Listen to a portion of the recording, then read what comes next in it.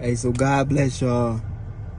And to kind of close this out, I just want to talk about two of the most significant insecurities that I had growing up. And to much people's surprise, like I was talking about in the last video about what it means to be a man, my height being a couple inches shorter than the average guy has never been an insecurity for me because of things like basketball, where the Lord really allowed for me to compete and somewhat at some points have a competitive edge somewhat against guys who were twice my size,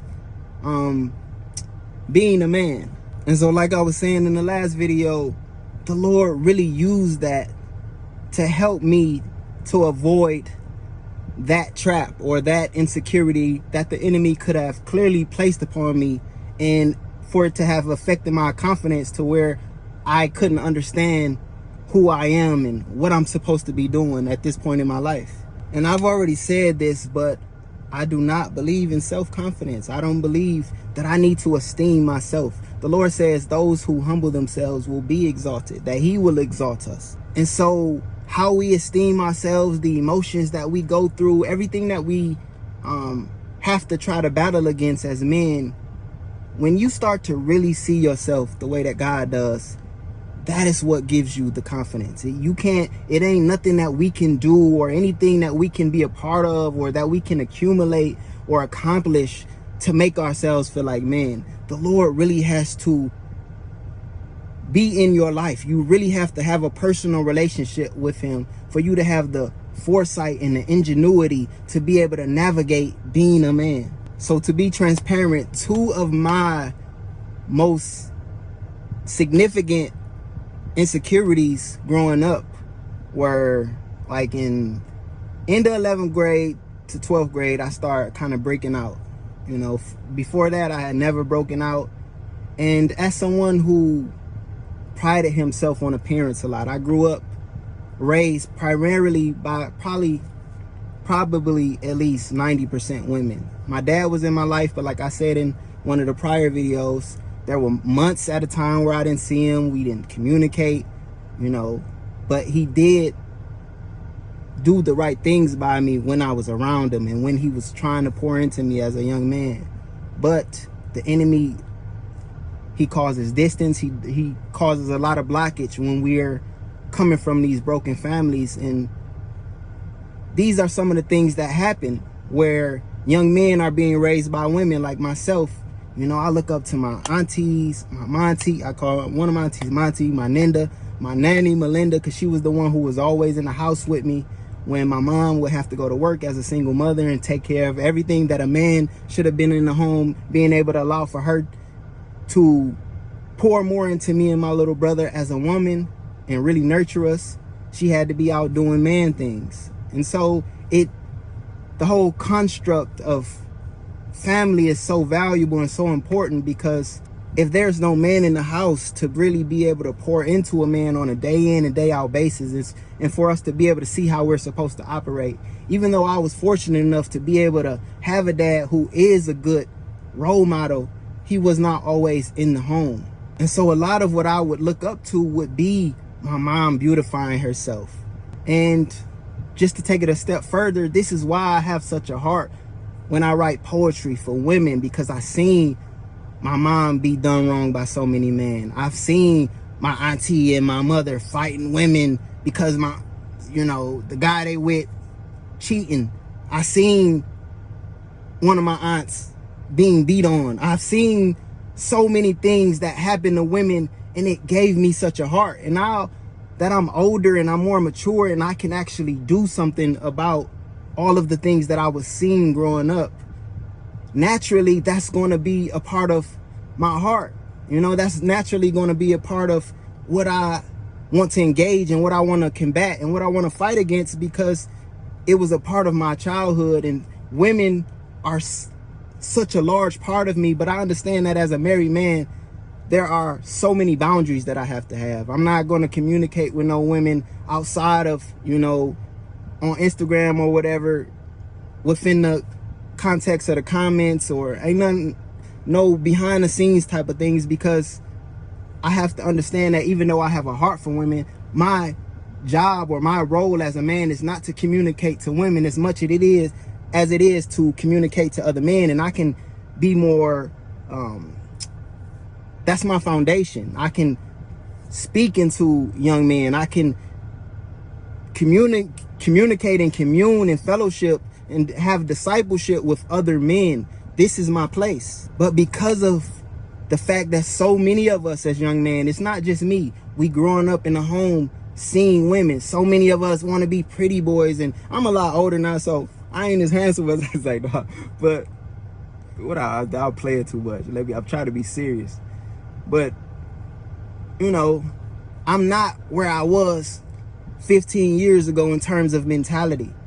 I mean, of course, when I was in high school and I was doing whatever I was doing with young ladies and all these things, I'm not saying that I had every girl or none of that kind of silly stuff, but you know, I've never felt the need to step outside of myself in order to get women and all these different things now that you see within society where men talking about, I gotta have money, I gotta have this. So in like height, none of that stuff ever affected me being able to have good relationships with young ladies. But it's a difference between having relationships and doing all these things that we not supposed to be doing and actually having a good woman, a good wife. And that's why I believe that as a man, I'm called to speak into those places where there are so many vulnerable, hurt, bitter men, and we're not really understanding who we are well enough to realize that our value system is screwed up. This money, height, all this stuff that don't make you a man. What makes you a man is knowing who you are in God, having spiritual gifts that he allows you to have in order to be able to pour into other young men, to pour into other people and build them up.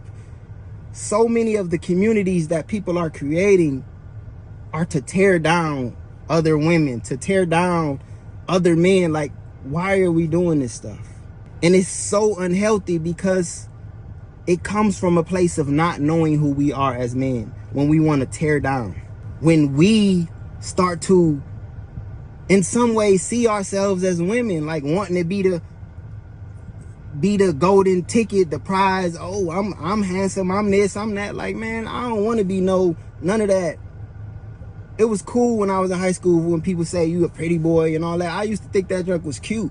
But now that I'm a grown man and I realize, like, that's not cool. That's not masculine to want to look a certain way. I'm not saying that men shouldn't care about their appearance. You know, I still care about my appearance. I don't want to just look like anything, but I also want to know who I am well enough to understand that that's not who God called me to be. That is a place for women to be beautiful, for us to be drawn to a woman and to choose her. You know, and so that's how I know within my heart that I was drawn to my wife for the right reasons, because I had begun to seek the Lord and I wanted to know him more. And it wasn't about none of the vain or outward things. I mean, of course, my wife is beautiful, don't get me wrong, but I saw something deeper in her. And this is why I understood what a good wife was supposed to look like, because I understood my relationship with God at that time. I'm not saying it was perfect and I was living, you know, so heavily righteous, but I was in a place where I was going to church by myself, trying to navigate becoming a man of God by myself, seeking the Lord for myself.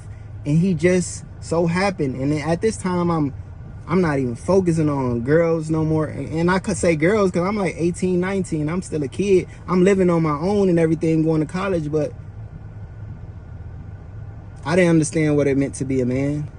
But the Lord was already putting all these pieces together for me and showing me the woman he had for me, and showing me in some ways the female tendencies that I had, you know, and being too much into my own appearance. And, you know, like I never been this arrogant type of person that's like, oh, I look so good and all that, because I ain't all that, you know. But as men, when you're constantly around women, you can't help but to become more like a woman, because these are the people you look up to. like I say, I looked up to one of my best friends in my childhood was my grandmother, who passed away when I was like 14. And I was around her all the time. And so much of what was embedded to me when I was young was the woman essence. And that's so unhealthy for a young man, because we start to develop this need to be focused on our appearance. And it's not good, man. And it's not good. And I see it in a lot of other men, a lot of young men who think that we are not supposed to pursue a woman. A woman's supposed to like us for what we have. Oh, I got money. I keep myself fresh. I do this. That's not the reality of what the scripture tells us. And so the next thing that I want to talk about is just pride is something I struggle with. I've talked about something externally that I struggled with, you know, as far as my appearance or whatnot. Acne was one of those things that really bothered me, but it's also one of those things that God used. He really used that to humble me, because acne really made me curl up.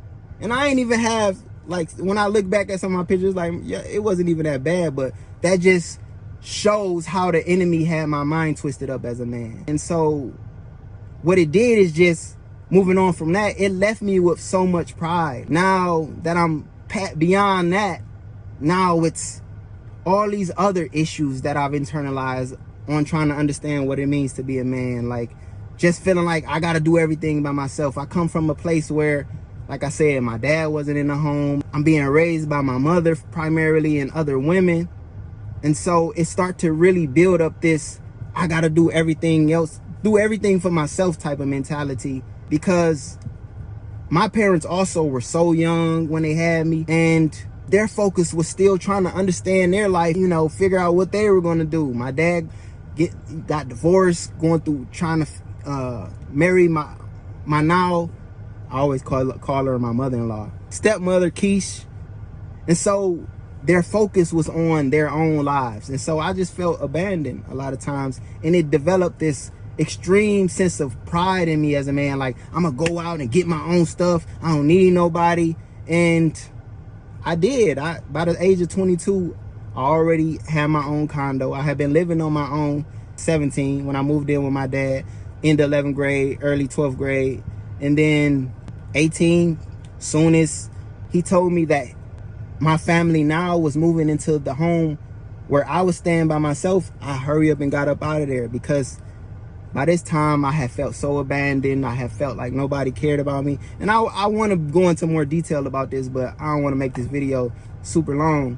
But all these emotions as a man, all this pride being built up in me, this is something that God had to really tear out of me over all of these last years of my life, because so many of us as men think that being a man means to be able to depend on yourself, and you can't. You have to depend on God. You need other people who love you, and a lot of times there are other people who love you, but we just can't see it, because we're taught that men are so self-reliant, like we can do everything for ourselves, and it's so far from the truth. We need community. We need other men who are walking the same road as us. And so that's all I want to be, man. That's the type of man I want to be. I want to be the type of man who encourage other men, who reach out and support other men, who love them for real, not just for what they can do for me, because that's not Jesus. That's not Jesus, to only want to do for people who do for you. You know, he talks about that in his word. What good does it do us?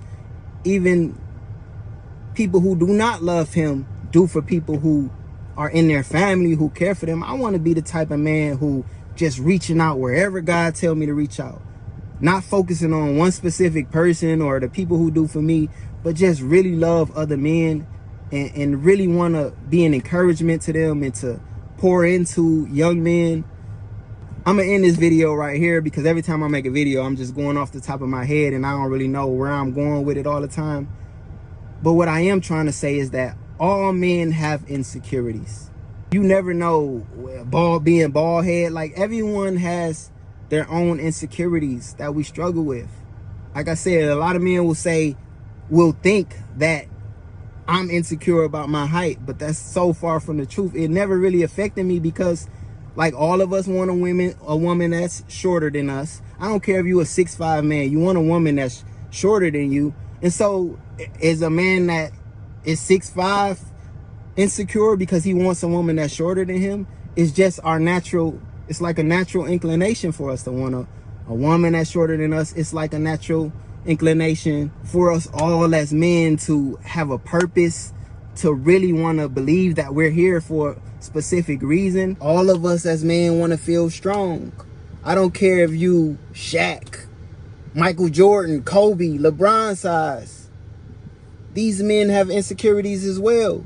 You know, I don't know what their insecurities are, but all of us as men have insecurities. And this is why a lot of guys, after their sports career is over, after everything that they've done in their lifetime that other people in themselves have come to believe made them a man, it all begins to fall apart. This is why so many men cheat on women. This is why so many men have all these egotistical issues, because we don't know who we are as a man. And because I don't care what height you are, or whether you got hair or not, or what you look like, and all these different variables, we all want to believe that our life is valuable and has importance outside of what we do or how hard we work. And what I'm saying right now is that our insecurities, no matter what they are, can only be covered by Jesus. When you start to develop that deepening personal relationship with him, he'll give you the confidence you need to be able to actually do whatever it is that he placed you down here in this earth to do. And until you have that personal relationship, you cannot become a real man.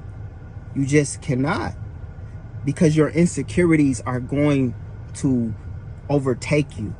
Everything that bothers you is going to make you self-destructive. You're going to be destructive towards building family, building community, because you don't understand who you are on a personal level through Christ. This is where all of this stuff is stirring from. Men not knowing who we are. We have to get that personal relationship with Jesus in order to know who we are, because that's the only thing that can secure us. And so I just want to leave y'all with that in Jesus' name. And I love you from here to heaven.